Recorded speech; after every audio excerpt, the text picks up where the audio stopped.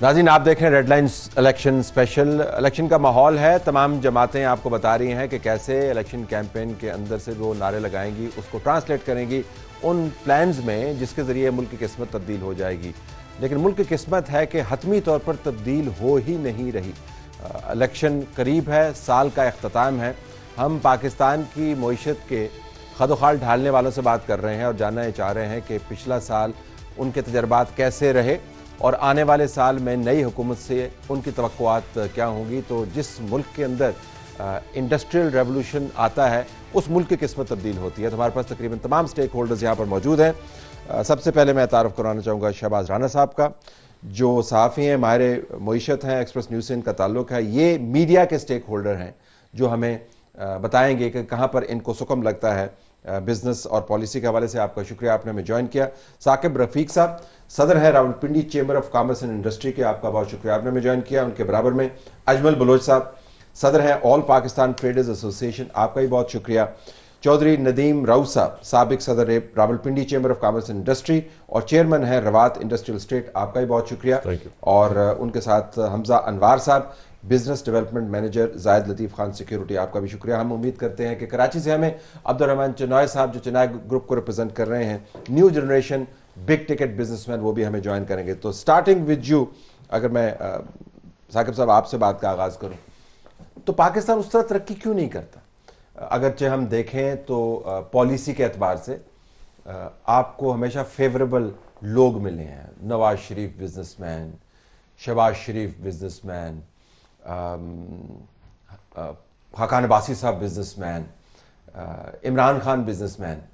Business तो ठीक किया ना उन्होंने, लेकिन वो बिजनेस फ्रेंडली हैं।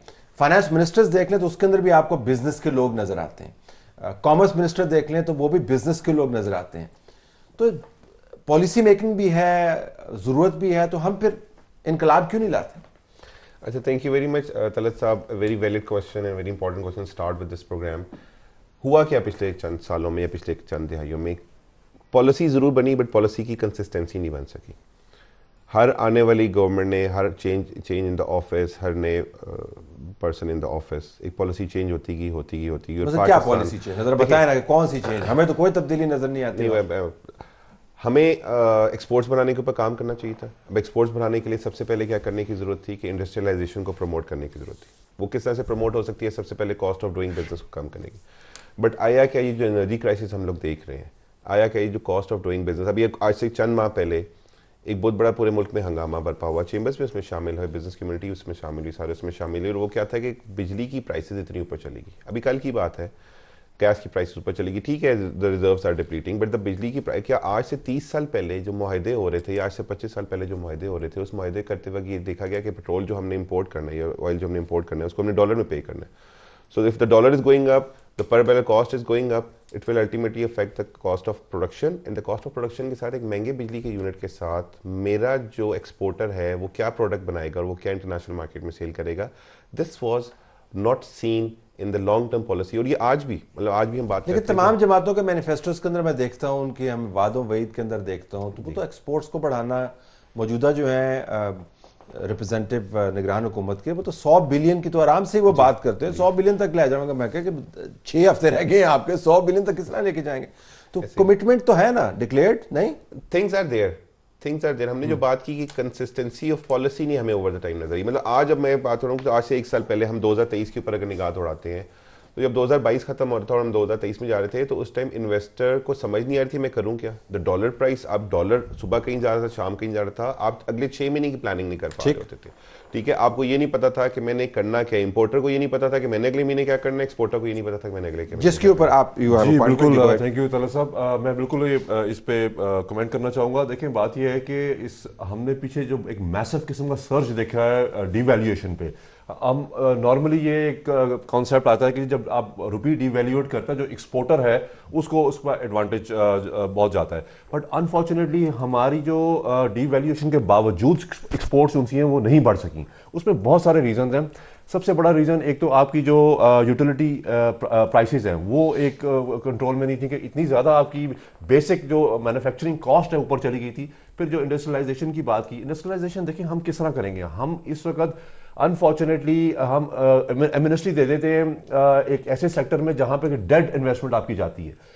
मैं लास्ट ईयर जब प्रेजेंट किसकी बात कर, रियल एस्टेट मतलब टू बी वेरी ब्लंट, हम मतलब लास्ट ईयर भी जब मैं प्रेजेंट था मैंने कहा जी ठीक है आपने दे दी, वो भी एक सेक्टर ऐसा है जिसमें 26 अलाइड इंडस्ट्रीज साथ इक्विप्ड है, उसमें डेफिनेटली ग्रोथ आई और मैसिव ग्रोथ आई। आप क्यों नहीं इंडस्ट्री में ये एमनेस्टी लेके आते? आप एमनेस्टी लेके आए कि जी आप जो पैसा लगा रहे हैं नहीं पूछा जाएगा, but you have to set up factory plant जो एक्सपोर्टेबल हो, फिर देखें आपका पैसा कहां से निकलता है और कहां पे आता है। तो ये जो एलिमेंट्स है ना, ये जब विश और विल नहीं होगी तो ये नहीं हो सकेगी। लोग वैसे ये भी कहते हैं, मैं चाहूंगा अजमल बलोच साहब, क्योंकि आप तमाम पाकिस्तान के ट्रेडर्स को रिप्रेजेंट करते हैं और वो एक बहुत सिग्निफिकेंट एरिया है जिसके जरिए आप वेल्थ जनरेट कर सकते हैं पाकिस्तान के अंदर, एम्प्लॉयमेंट जनरेट कर सकते हैं। उनसे मैं पूछूंगा, लेकिन मैं सवाल आपके पास भी छोड़ के जा रहा हूं, आपके पास भी, कि लोग कहते हैं सुस्त भी हैं, मतलब हमने कोई इनोवेट नहीं करना हालात के मुताबिक, हमने वो मक्खी पे मक्खी मारनी है, हमने कोई बहुत ज्यादा तब्दीली नहीं लानी। इसमें मैं कमेंट करना चाहूंगा कि देखिए हम जो सर कन्वेंशनल अभी उसी एक्सपोर्ट है तो हमारी सिर्फ टेक्सटाइल की है, सर्जिकल की है, और हमारे इतने हम जीएसपी प्लस की बात करते हैं ना, जीएसपी प्लस में 150 प्लस आइटम्स हैं, हम क्यों नहीं उन पे जाते? हम क्यों खाली रिस्क नहीं लेना चाहते? जी ट्रेड के जाविये से बताएं। देखिए हमने ना, जब ये हुकूमत चेंज हुई पिछले साल, तो उस वक्त एक्सपोर्ट भी थी हमारी, इंपोर्ट भी हो रही थी, इंडस्ट्री भी चल रही थी, ट्रेडर्स थोड़ा सा खुशहाल हो रहा था, लेकिन एकदम से ऐसा हुआ कि हम बिल्कुल मुश्किल में चले गए। और जो हुकूमत आई उसने आते साथ कहा कारोबार 8 बजे बंद कर दें। एक तो बदकिस्मती ये है कि जब आपको तवानाई बचानी है तो कारोबार बंद कर दें।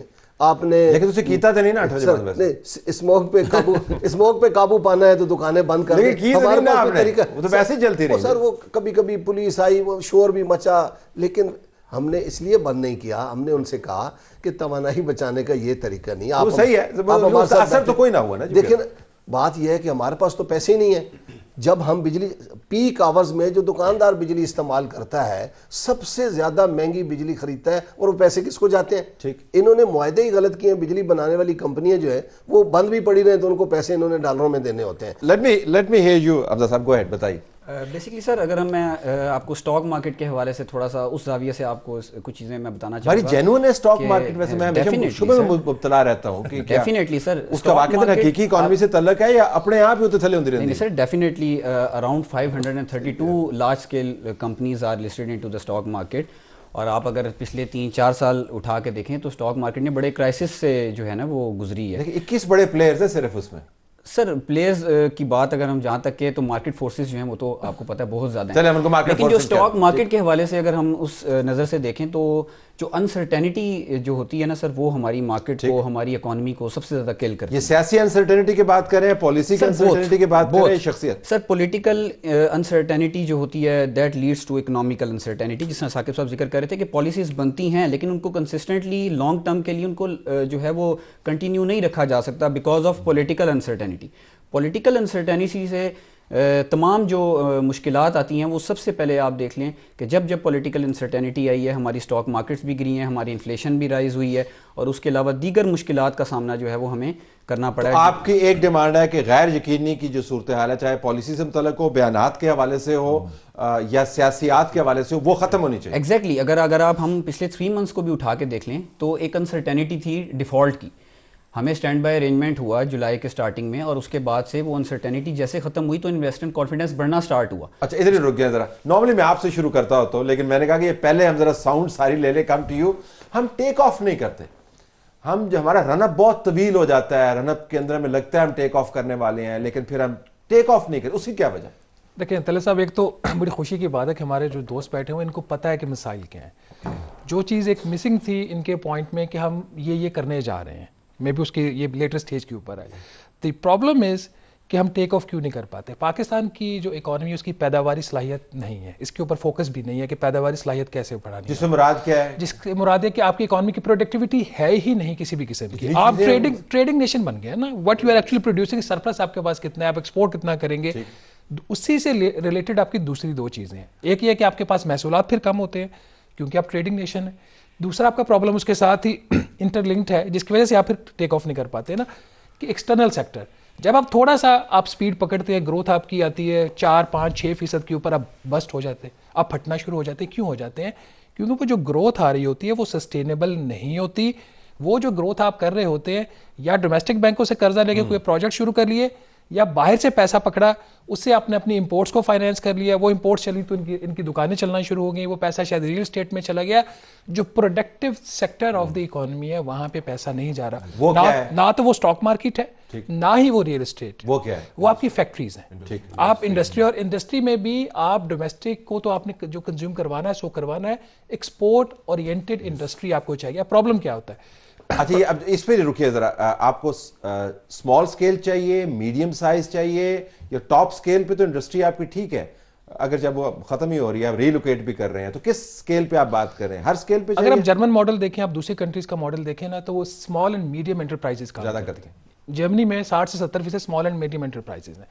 ये जो छोटी फैक्ट्रियां होती हैं, जिसको ये कुछ कॉटेज इंडस्ट्री होती है, कुछ आपकी दूसरी होती है, ये ज्यादा नौकरियां देती हैं। ये उन लोगों को भी नौकरियां दे रही होती हैं जिनकी उतनी क्वालिफिकेशन, और मुकामी वेल्थ क्रिएट करते हैं, मुकामी वेल्थ क्रिएट करती है लोकल लेवल पे। जी डेफिनेटली। देखिए, इसमें बड़ा आसान तरीका है। हम एक इंडस्ट्रियल स्टेट को जब डेवलप करने जाते हैं ना, तो इट्स एक बहुत बड़ा प्रोसेस होता है। ईपीजीज, हम ये एसईजीज जो बनाते हैं, इंफ्रास्ट्रक्चर उसके लिए डेवलप करना पड़ता है, उसके लिए जगह लोकेट करनी पड़ती है। बड़ा सिंपल सा फॉर्मूला है। पहले इंडस्ट्रियल स्टेट में समझा देता कि व्यूअर को पता चले कि आप कहते हैं इंडस्ट्रियल स्टेट, वो हमारे यहाँ पे बहुत इस्तेमाल है क्या? ये इंडस्ट्रियल स्टेट क्या होती है कि जी आप एक जगह लोकेट करते हैं जहां पे इंडस्ट्री के एनवायरनमेंट क्रिएट किया जाता है, उसका एटमॉस्फेयर दिया जाता है कि वहां रोड्स उस हिसाब से होती हैं, यूटिलिटीज उस हिसाब से पहुंची होती हैं, ताकि वहां पर जो इंडस्ट्री प्लान्ड जगह ही है इंडस्ट्री को डेवलप करने जी, और टैक्स भी वहां पे छूट दी जाती है उस मशीनरी पे। बड़ा आसान तरीकाकार है हमारे जैसे मुल्क में, जहां पे कि आप इतना लॉन्ग टर्म प्लान नहीं कर सकते, क्योंकि हमारी कंसिस्टेंसी नहीं है यहाँ पे। आप छोटे छोटे क्लस्टर्स में कर लेना।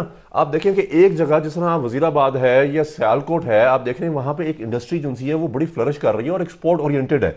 आप उस जगह को, जिस तरह आप टावर्स बन रहे हैं, आईटी टावर्स बन रहे हैं, उसी तरह आप एक एरिया को ऑलरेडी जहां पे इंडस्ट्री चल रही है उसको एक्सपोर्ट प्रोसेसिंग जोन का दर्जा दे दें।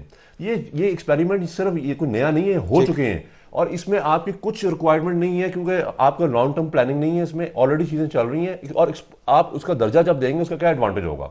आपको उसमें छूट मिलेगी जो आप मशीनरी बाहर से मंगवा रहे हैं, जो आपने मैन्युफैक्चरिंग करनी है, एक्सपोर्ट ओरिएंटेड मैन्युफैक्चरिंग पाकिस्तान में करनी है, क्योंकि यहाँ तो बनता कुछ नहीं है। उसकी मशीनरी जितनी भी आ रही है उसमें आपको टैक्स की एग्जम्पशन मिलेगी। जिस दिन आपने स्टेक होल्डर्स को पॉलिसी बनाने में, बलोच साहब ने बात की पॉलिसी बनाने में, जब स्टेक होल्डर्स को बैठा दिया ना, तो आपके आधे से ज्यादा मसले हल हो जाएंगे। सारे स्टेक होल्डर्स या मतलब कौन, क्या तरीन नहीं था, क्या दाऊद नहीं था? वो जब एज अ पॉलिटिशियन जब आते हैं, वो एक खास लेवल पे बैठ के चीज को देख रहे होते हैं। आप चैम्बर्स को साथ लेके आए ना, चैम्बर्स जो आपकी एसोसिएशंस हैं जो ग्राउंड रियलिटी पे काम कर रही हैं, जब तक आप उनको साथ नहीं बैठाएंगे, आपकी पॉलिसी। हमारा तो ख्याल है कि आपसे पूछे बगैर पॉलिसी नहीं बनाते। बिल्कुल ऐसे ही होता है। हमसे पूछते जरूर हैं, ठीक है, हमसे बात जरूर होता है, मुशावरा जरूर होती है, हमने प्रेजेंटेशन। अभी मियां साहब ने भी लिख के दे दे, हम दे देते हैं। नहीं, मियां साहब गए नहीं थे लाहौर में बैठ के?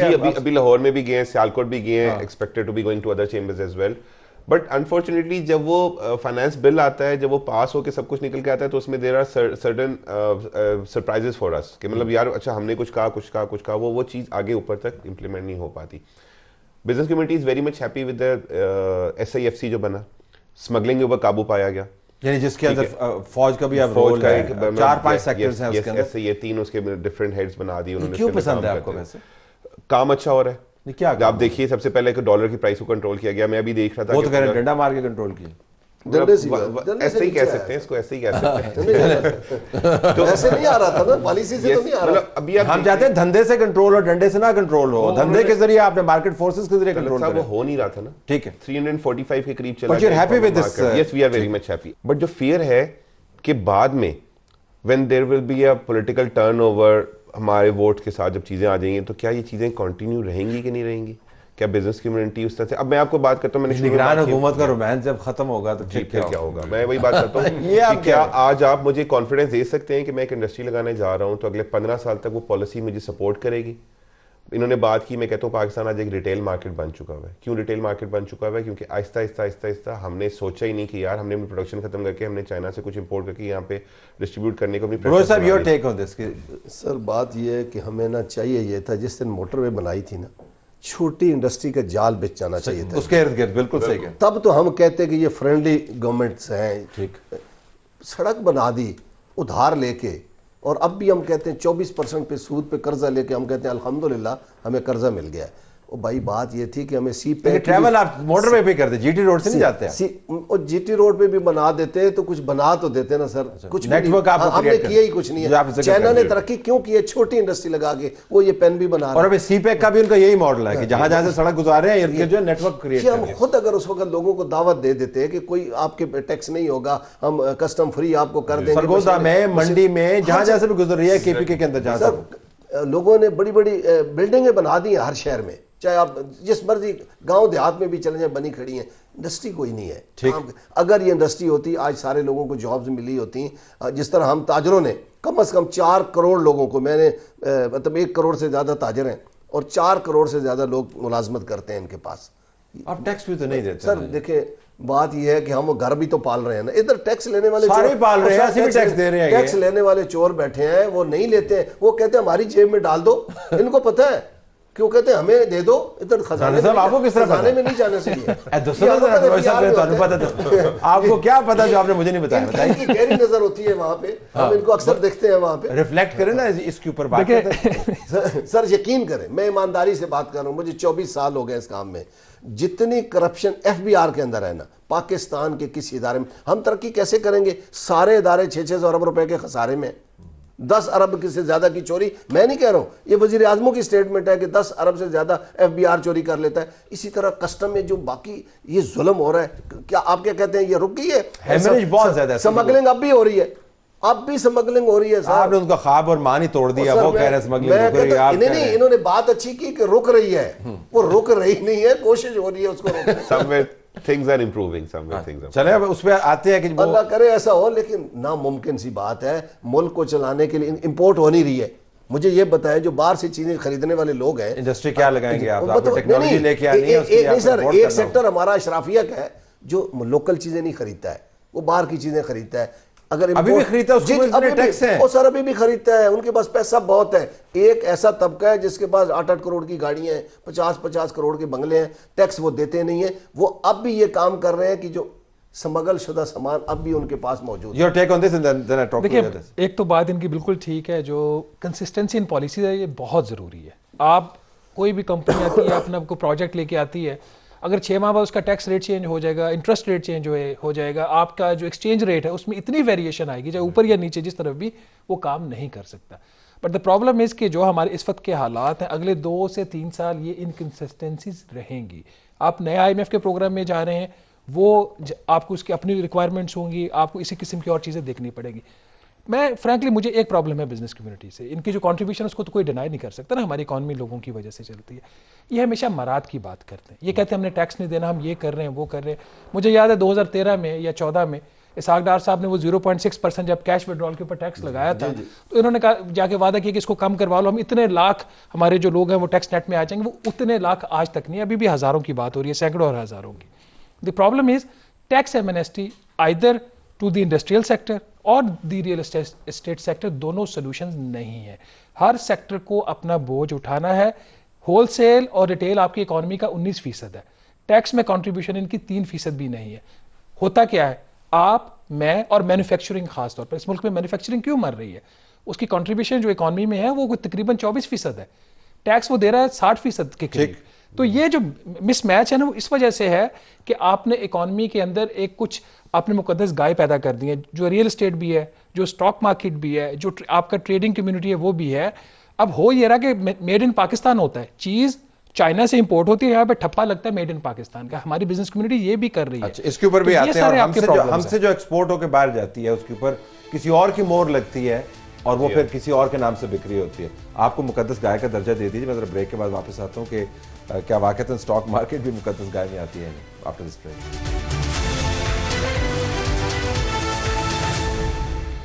ये साल गुजर रहा है, नई हुकूमत भी आ जाएगी। इंतखाबात के बाद Pakistan business wise take off नहीं करता।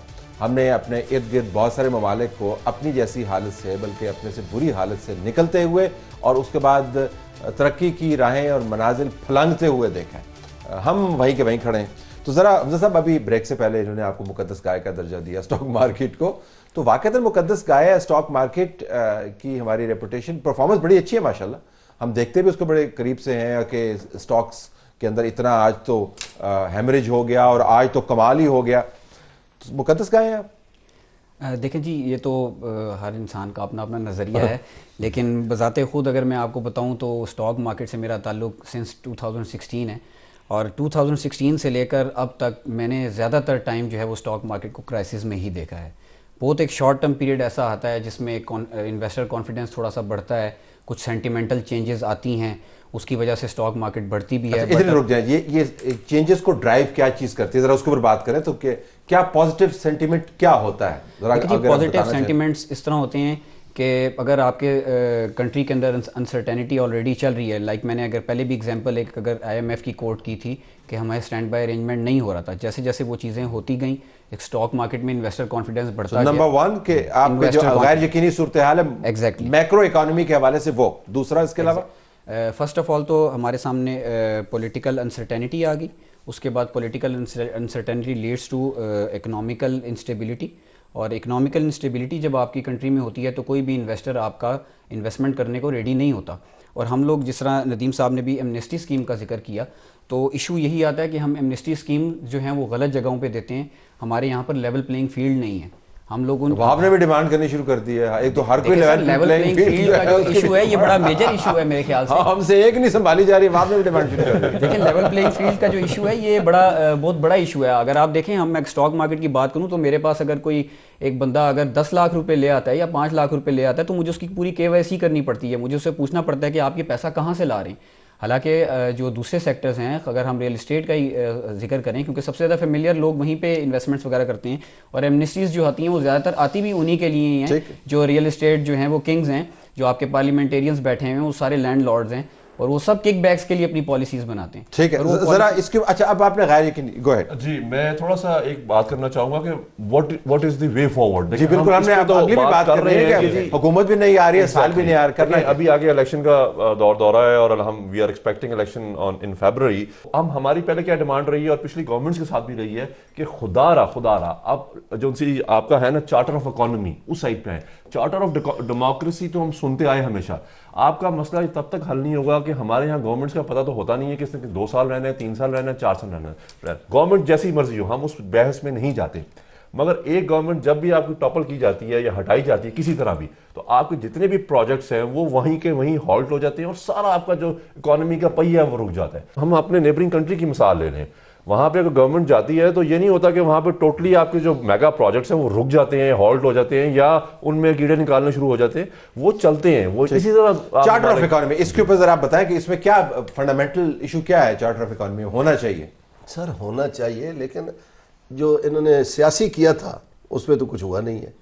सियासी के अच्छा, चार्टर ऑफ डेमोक्रेसी किया है उसके ऊपर तो कुछ हुआ नहीं। डेमोक्रेसी करते तो फिर ये भी शायद हो जाती। हुकूमत नहीं बनी थी, उसी के तो जितना हम बुरहान में अभी गए हैं ना, सियासी अदम इस्तेकाम की वजह से हर चीज़ हमारी ख़राब हो गई, हर चीज़ नीचे चली गई है।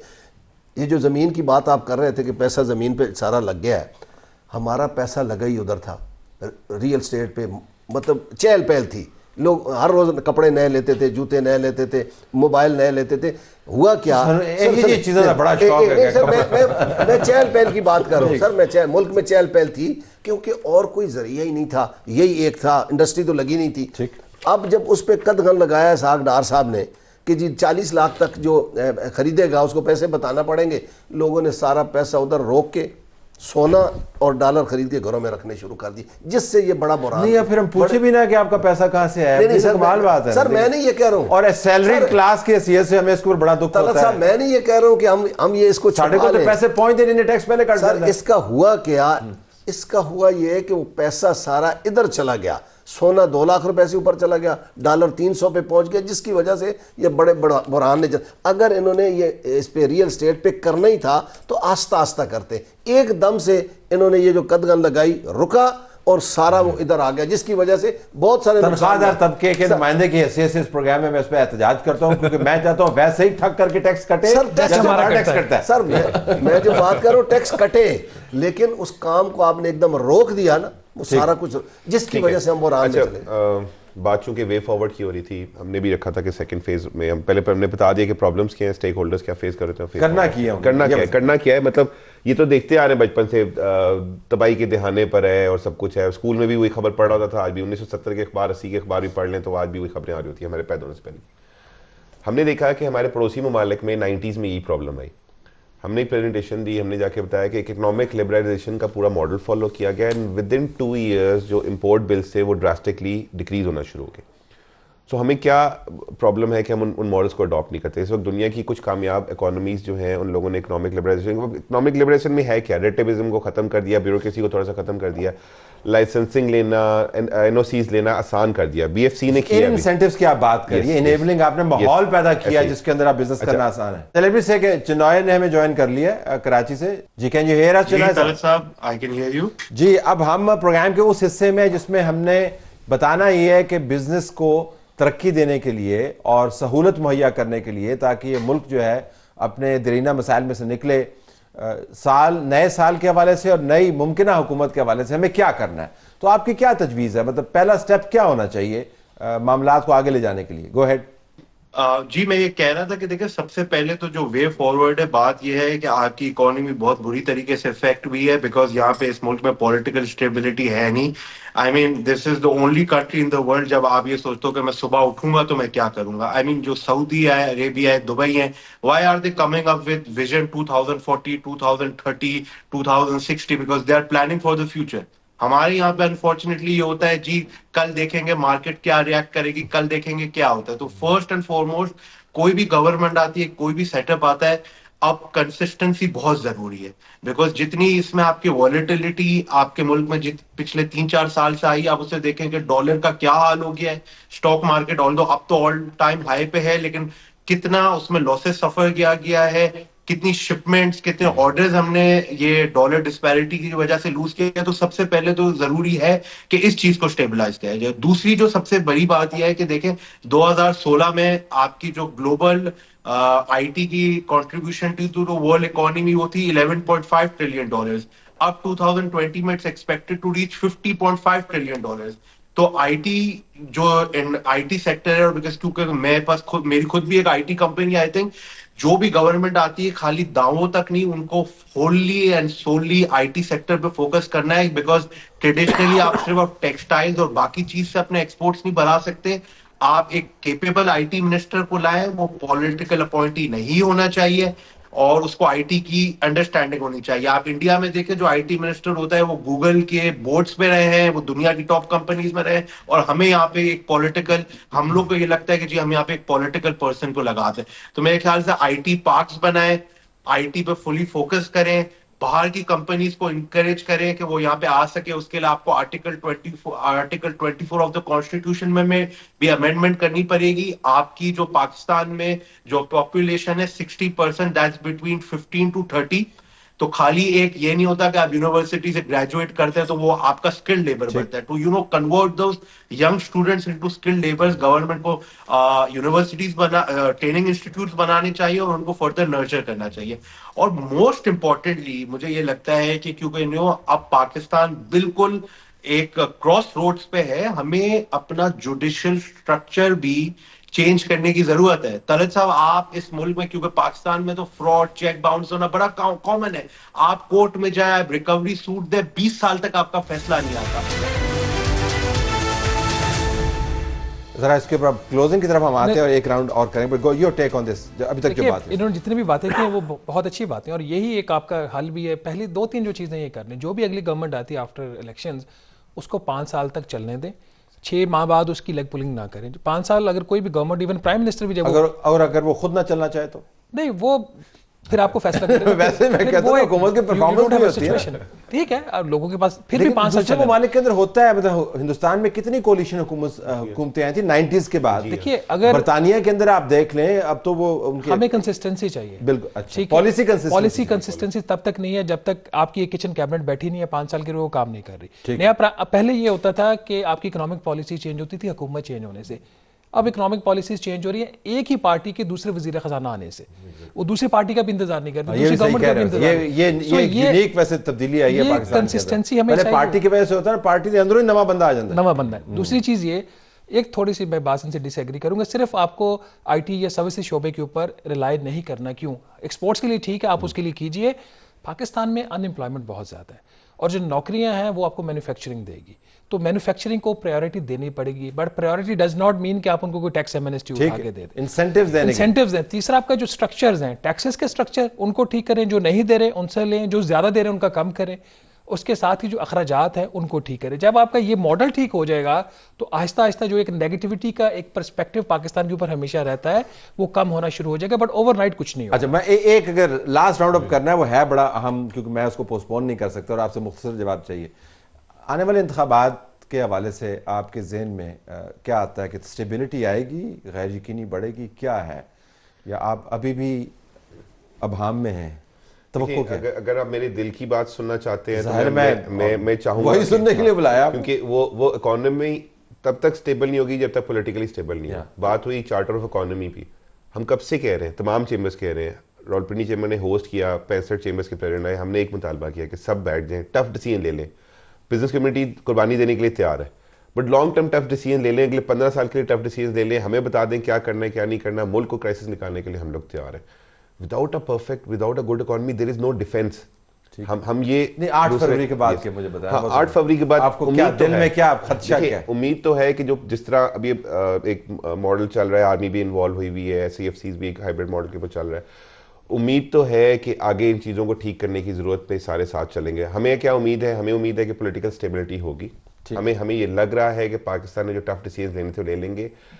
जो बिजनेस कम्युनिटी है उसको ऑन बोर्ड रखा जा रहा है, उम्मीद है जी। मैं बहुत साहब आप जरा बताइए इसके। देखिए जी, निगरान हुकूमत का काम है फ्री एंड फेयर, तमाम सियासी जमातों को खुला माहौल मिले और सारे इलेक्शन में हिस्सा लें। ठीक, ये इससे बहुत लोग मुतमईन होंगे। और अगर मुतनाज़ा इलेक्शन हो गए तो फिर वो उसी मुश्किलात में। और जो आ जाए गवर्नमेंट, वो बराए मेहरबानी तमाम इदारों में करप्शन खत्म करे और अच्छी पॉलिसियां बनाए, अच्छाई की तरफ ले जाए। विजुअल थिंकिंग है जी, दिल तो बहुत कुछ करता है, बट दिमाग जब सोचते हैं तो फिर बहुत सारे इफ्स एंड बट्स आते हैं। पहले दिमाग की बता दें, फिर दिल की बताएं। दिमाग की ये बात है कि जी जिस डगर पे हम चल रहे हैं कुछ चेंज नहीं होने वाला। I am really sorry, but सूरत हाल कुछ ऐसी ही नजर आ रही है। जिस किस्म के हम इलेक्शंस की तरफ जा रहे हैं, जो सूरत हाल है, आई विश कि अल्लाह करे कि मैं आपको एक बात बताऊं, जिससे अभी साकिब ने एक बात की थी, अभी जो इस वक्त चीजें हो रही हैं, इस बेशक इंटर्म गवर्नमेंट है जो भी है, बट एटलीस्ट स्टेक होल्डर्स को साथ दिया जा रहा है। I will also agree with Nadeem साहब, बिकॉज दिल की ख्वाहिशात और दिमाग की ख्वाहिशात से अब हमें थोड़ा सा साथ लेके चलना आगे चल के सर थोड़ा सा हमें देखना पड़ेगा,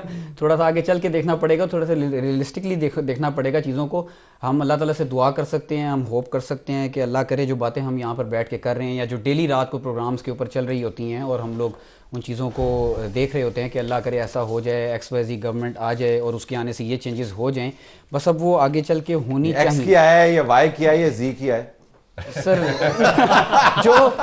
जो अभी एक किस्म की जो अभी चली हुई हैं चीज़ें कि मियाँ साहब का वापस आना, और उसमें जो अवाम का अगर पॉइंट ऑफ व्यू मैं आपके सामने रखूं, क्योंकि हम पब्लिक से डेली हमारा मिलना है, पब्लिक डीलिंग है, तो लोग अब यही समझ रहे हैं कि गवर्नमेंट जो अपकमिंग है वो हो सकती है कि वो PMLN की हो सकती है। पूरी उम्मीद है, लेकिन शकूक में भी ज़्यादा मुब्तला है कि हमारी तारीख ऐसी रही। सर वो तो हर टाइम ऐसा है, क्योंकि हिस्ट्री को अगर हम निगलेक्ट नहीं कर सकते, बिल्कुल ही निगलेक्ट कर ठीक है। बस दुआ यही करते हैं कि तमाम इदारे एक पेज पे होते हैं। बस दुआ ये करते हैं कि तमाम इदारे, सर जुडिशरी हो, फौज हो, पॉलिटिकल जितने भी हमारे इदारे हैं, वो सब ऑन बोर्ड हों, वो एक जगह चार्टर्ड ऑफ इकोनॉमी और डेमोक्रेसी सबको साथ रख के और एक लॉन्ग टर्म पॉलिसी के साथ।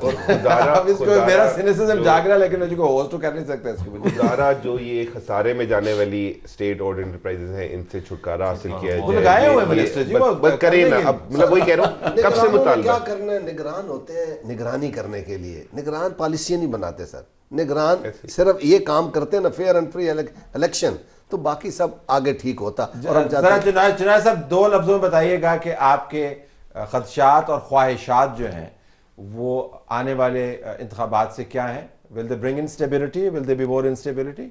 सर देखिए, I mean you have to look at our history, we have a tainted history.